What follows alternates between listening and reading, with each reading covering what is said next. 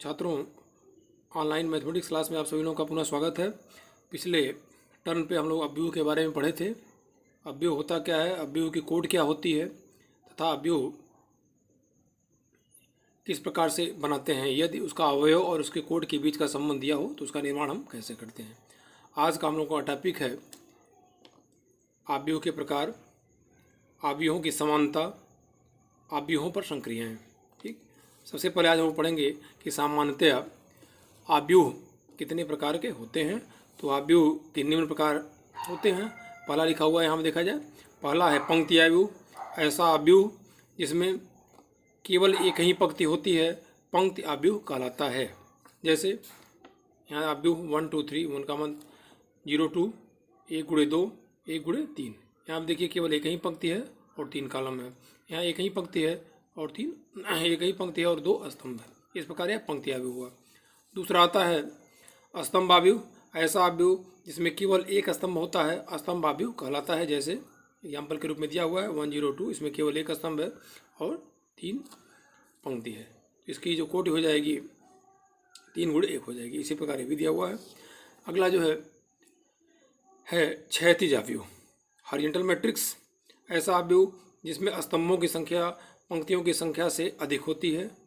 ठीक, जैसे ए बराबर अवयव 1 2 3 4 5 6। यहाँ स्तंभ कितने हैं 1 2 3 और पंक्ति है 1 और 2। तो स्तंभों की संख्या पंक्तियों से ज़्यादा है तो यह एक क्षैतिज अवयव हुआ। अब अगला उसी में है ऊर्ध्वाधर अवयव, अंग्रेजी में कहा जाता है वर्टिकल मैट्रिक्स। वर्टिकल मैट्रिक्स ऐसा अवयव जिसमें पंक्तियों की संख्या स्तंभों की संख्या से अधिक होती है। जैसे एक अवयव दिया हुआ है, पंक्तियों की संख्या 1 2 3, पंक्तियों की संख्या 3 है और स्तंभों की संख्या 2 है। 3 गुणे 2 का है। इसमें चूंकि पंक्तियों की संख्या स्तंभों की संख्या से ज़्यादा है इसलिए यह ऊर्ध्वाधर अवयव हो गया। ठीक, अगला 5वां नंबर है यहाँ पे शून्य या रिक्त अवयव, नल मैट्रिक्स कहा जाता है या जीरो मैट्रिक्स भी कहा जाता है। ऐसा अवयव जिसका प्रत्येक अवयव शून्य होता है शून्य या रिक्त अवयव कहलाता है। इसे इस प्रकार से प्रदर्शित करते हैं। ठीक, जैसे यहाँ एग्जाम्पल के रूप में दिया हुआ है। अब अगला काफ़ी इंपॉर्टेंट है, यह आता है 6वें नंबर पे वर्ग अवयव, अंग्रेजी में कहा जाता है स्क्वायर मैट्रिक्स। ऐसा अवयव जिसमें पंक्तियों की संख्या स्तंभों की संख्या के बराबर होती है वह क्या कहलाता है, वर्ग अवयव कहलाता है। वर्ग अवयव में पंक्तियों की संख्या स्तंभों की संख्या के बराबर होती है। जैसे यहाँ पे देखा जाए एक अवयव है 2 1 1 2, 2 गुणे 2 का है तो यहाँ पंक्तियों की संख्या स्तंभों की संख्या के बराबर है तो वर्ग अवयव हो जाएगा। इसी प्रकार यह भी जो है यह 3 गुणे 3 का अवयव है तो ये भी एक वर्ग अवयव हो गया। मानक रूप में ऐसे लिखा जाता है ए बराबर ए आई जे एन गुणे एन। इसका मतलब हो गया कि यह एन कोटि का वर्ग अवयव है। अब वर्ग अवयव संबंधित एक है आता है मुख्य विकर्ण, प्रिंसिपल डायगोनल या मेन डायगोनल। वर्ग अवयव ए आई जे एन क्रॉस एन, मतलब इसकी कोटि क्या है एन है कि वे अवयव जिनके लिए आई बराबर जे अर्थात A11 A22 A33 ANN। यहाँ पे देखा जाए A11 में आई बराबर जे, 22 में यहाँ भी आई बराबर जे है, इसी प्रकार यहाँ भी आई बराबर जे है कि वे अवयव जिनके लिए आई बराबर जे होता है विकर्ण के अवयव कहलाते हैं।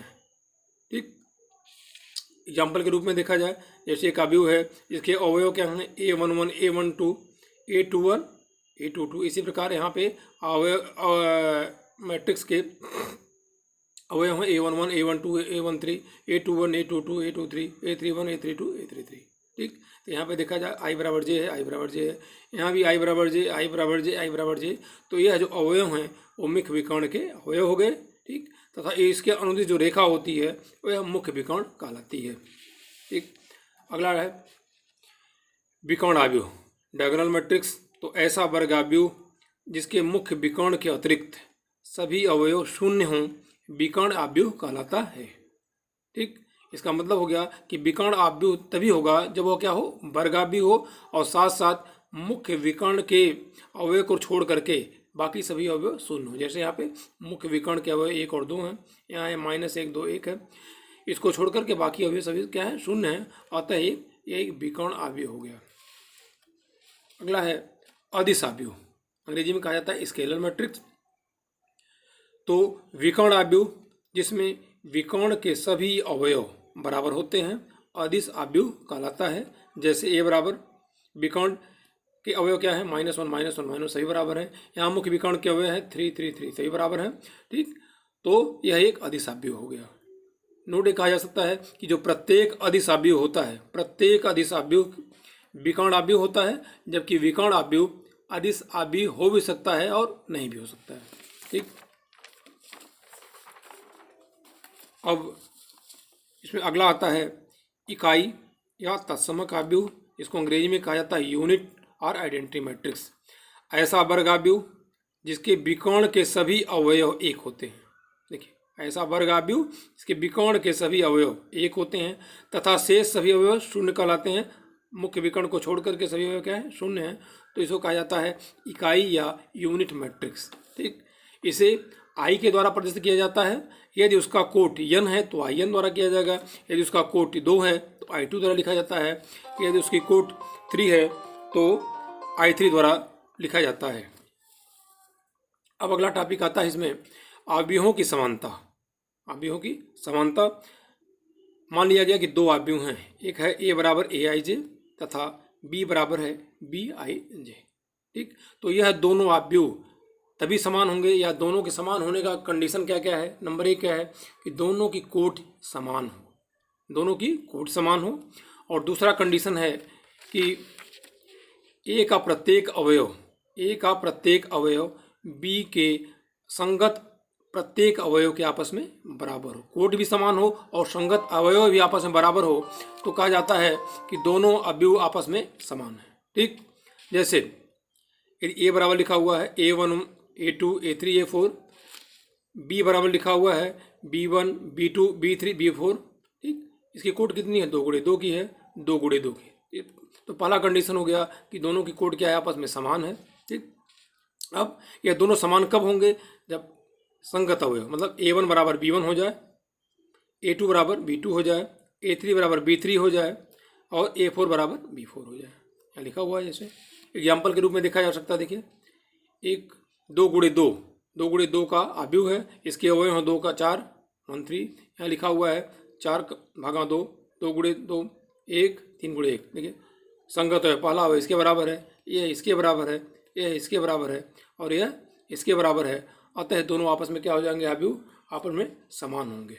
ठीक, अब आव्यूहों की समानता पर बोर्ड परीक्षा में अक्सर प्रश्न आते हैं 1 नंबर के। जैसे यहाँ दिया हुआ है कि यदि आव्यूह a3 2 लिखा हुआ है, बराबर लिखा हुआ है 1 b 2 2, तो कह रहा है a b और c का मान ज्ञात करिए। तो सबसे पहले हम देख लेंगे, चूंकि पहले से दिया हुआ है कि बराबर है, इसका मतलब दोनों की कोट वैसे ही बराबर है। ठीक, या बराबर तब होगा जब संगत अवयव बराबर होंगे। ए बराबर क्या हो जाएगा, 1 हो जाएगा। बी के संगत अवयव 3 है तो बी बराबर हो जाएगा 3 हो जाएगा। सी के संगत अवयव 2 है तो सी बराबर 2 हो जाएगा। इस प्रकार ए बी और सी का मान ज्ञात कर लेंगे।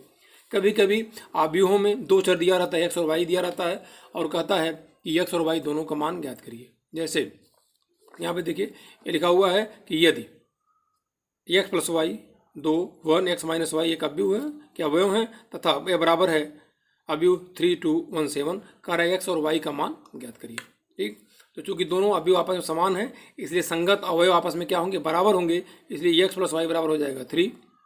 ठीक, और एक्स माइनस वाई बराबर हो जाएगा 7। एक समीकरण नंबर 1 हो जाएगा। ये हो गया समीकरण नंबर 2। इन दोनों समीकरण को हल कर लेंगे, यहाँ से एक्स और वाई का मान ज्ञात कर लेंगे। जैसे इन दोनों को जोड़ दिया गया समीकरण 1 और 2, तो ये वाई वाई कैंसिल हो जाएगा। 2x बराबर हो गया 10, एक्स बराबर हो गया 5। एक्स का मान समीकरण 1 में रखने पर वाई का मान कितना आ गया, -2। तो एक्स बराबर हो गया 5, वाई बराबर हो गया -2। इसी प्रकार से ऐसे भी दिया जा सकता है, जो पिछले साल आया भी था। यहाँ लिखा हुआ है X plus Y plus Z, ऐसे लिखा हुआ है 1 2 बराबर 4 और